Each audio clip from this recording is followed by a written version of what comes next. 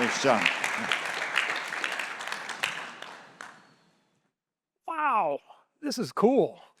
Thank you very much for the invite. I really do appreciate it. For those of you who don't know me, this is my passion. This is what gets me excited, gets me up in the morning. But I feel a little uncomfortable here today because there are a bunch of people here in the audience who do know me. Don Engelman, for example, was one of the very first people I ever interviewed with at Yale. Allison, who I tried to get to come to Yale, but she turned me down. So well done, you guys got her. But you know, I feel a little overwhelmed because I stand up here and people think of me as, oh, here's the expert, here's the person who knows all this stuff. And I don't feel that way. So what I really want to do today is to communicate to you that everybody sitting in this room or standing in the back or whatever has the potential to make this happen. And if you don't get anything else out of what I'm going to tell you today, that's the message. And I don't care if you're an undergrad, a graduate student, a research scientist, a faculty member, an alum, an investor, you have the potential to make this happen. And what is this?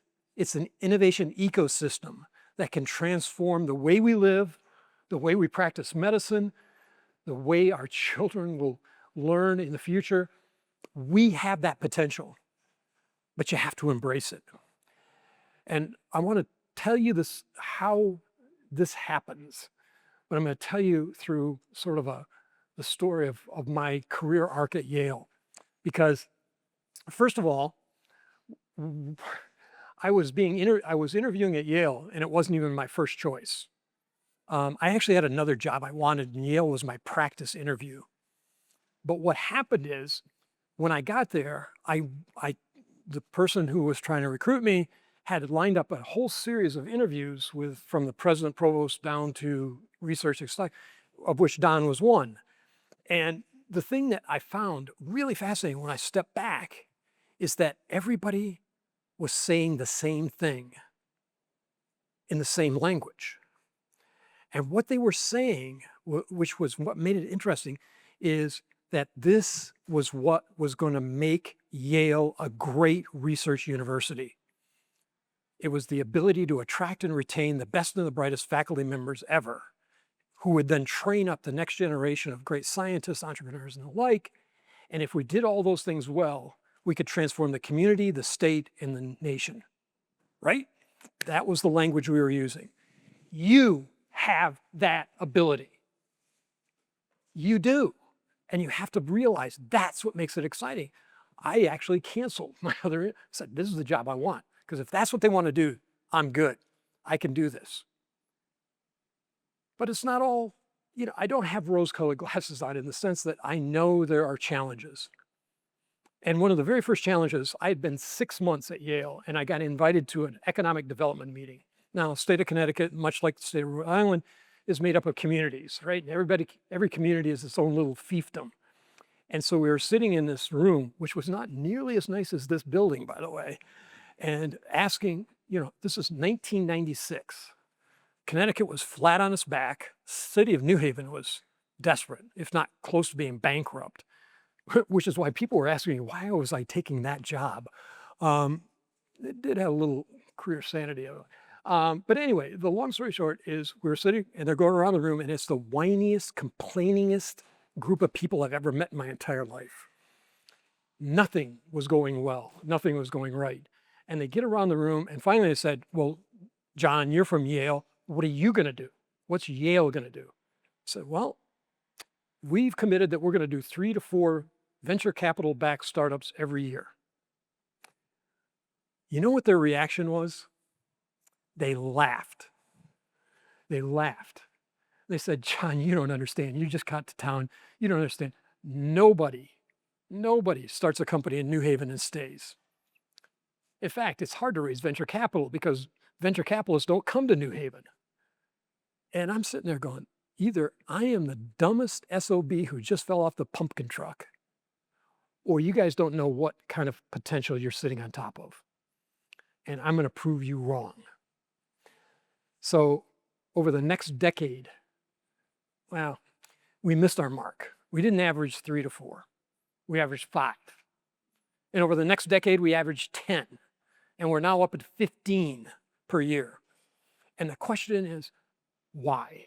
It's because we saw the possibilities, we saw the potential, but in order to tap that potential, you have to be willing to step out into the unknown.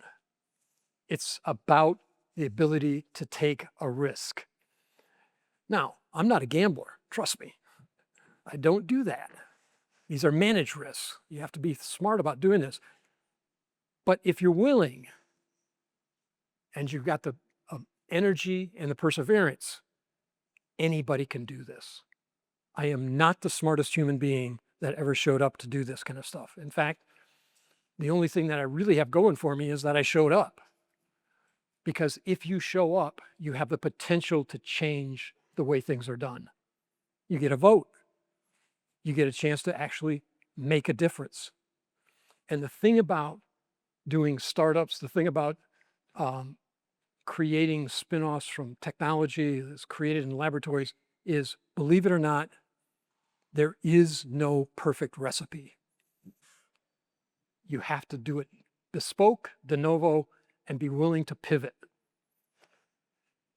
The ability to actually have that flexibility, the ability to actually recognize and be willing to entertain that risk is what makes the difference.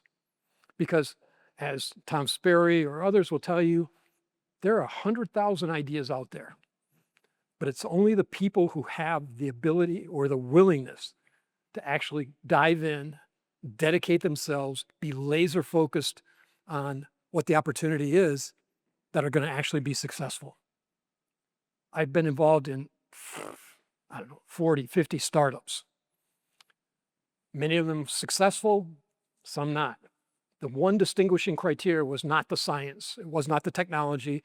It wasn't even the market opportunity, frankly. It was the people. It was the people who you brought alongside you. And so one of the things that became very abundantly clear is you are only as good as the ecosystem that you create around you. And you can create it. It can be created. You can attract the right people. Because frankly, when the economic development people in Connecticut told me that people don't start companies and stay in Connecticut, well, in the 5 years prior to my showing up, we had done 1 startup per year. That's what the average was, 1. And 3 of those 5 had actually moved. So they were right about that. And the idea that venture capitalists would come and look around and search for opportunities, they were also right about that. They wouldn't. Not because they didn't think the opportunities were there, it's they didn't have the time, energy, and effort to be able to sort through it all.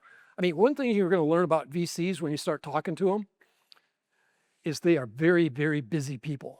They are inundated with opportunities to invest, and they only have a certain amount of time and energy that they can actually focus on an idea before they have to move on to the next one. Do they say no a lot? Yes. But you can also get them to say yes if you can actually make it attractive enough for them to understand that there's an opportunity there, there's a market, and we've got the right team of people, or we can bring the right people around us. So building out that ecosystem is critically important. And as one of the things that I appreciate about this particular gathering today is that there are people from inside of URI and outside of URI. You're people from all different walks here, and that's what it takes. You have to have investors, you have to have entrepreneurs, you have to have people who can support all these things, law firms, accountants, and all those kinds of things. You have to have the ability to bring all those things together to build a successful enterprise. But it can be done. You just have to decide to do it. Now, I know if you're a faculty member or somebody out there, you're going, yeah, but I've got my research I have to perform. I have to teach my class. Yep, you're right. You got to do all those things. That's your job. That's why you have to have a team of people. You have to have others who you can bring alongside you that will work with you in partnership. outside of your lab, outside of the university, in the marketplace, and you can support them in what they're doing. You have to have investors who can not only invest in your company, but actually, because you're going to need to raise a lot of money, trust me, they can actually bring together syndicates that can raise lots more money than you initially thought you needed. By the way, there is a rule of thumb: everything takes 4 times as long and costs twice as much as you thought. So, when you do budgets, you're always going to be wrong. It's a given. Investors can help with that because they've done it so many times, they can actually feel it and they know exactly what it's going to look like. But the thing is, you need them. They need you, you need them. You are partners. And that brings me to the very end of what I want to say is, as much as I would like to say that this whole thing is about science and technology, it's not. The key to building what I'm talking about, an innovation, a successful, thriving, throbbing ecosystem of innovation and entrepreneurship, is people. It's people and relationships. People used to say, John, you're in the tech transfer business. No, I'm in the people business. I'm in the relationship business. People sometimes ask me, how do you know all these investors? I know them because I helped put together business opportunities to put in front of them, and they invested. Sometimes they made money, sometimes they didn't. But we always worked together to try to make it successful, which is one of the things that the university can do, which is try to make it easy for the investors to be able to actually invest. The one thing that an investor hates is hair on a deal. And that can come in lots of different forms. Too many fingers in the pie, too many hands in the pot, whatever. You've got to make it simple, easy, and you got to be able to do it in a timely fashion. There's a time value to money, which is an expression that you may or may not be familiar with, but every investor knows I've got a certain window of opportunity that I need to invest, and I need to make sure that I am actually doing it in the most capital efficient manner I can think of. They're your partner, they're your friend. And you may think, oh my gosh, they're taking everything away. They're not. They're trying to make the pie bigger. They're not trying to make a small thing and cut it up in slices. They're trying to make it as big as possible, because the bigger it is, the better it is for everybody. As Tom will tell you, 0 times 0 is still 0. So if you don't get something, there is nothing to get. But what I'm here to tell you, it's possible. It's doable. You've just got to decide you want to. And that's my message. Just do it. Thanks.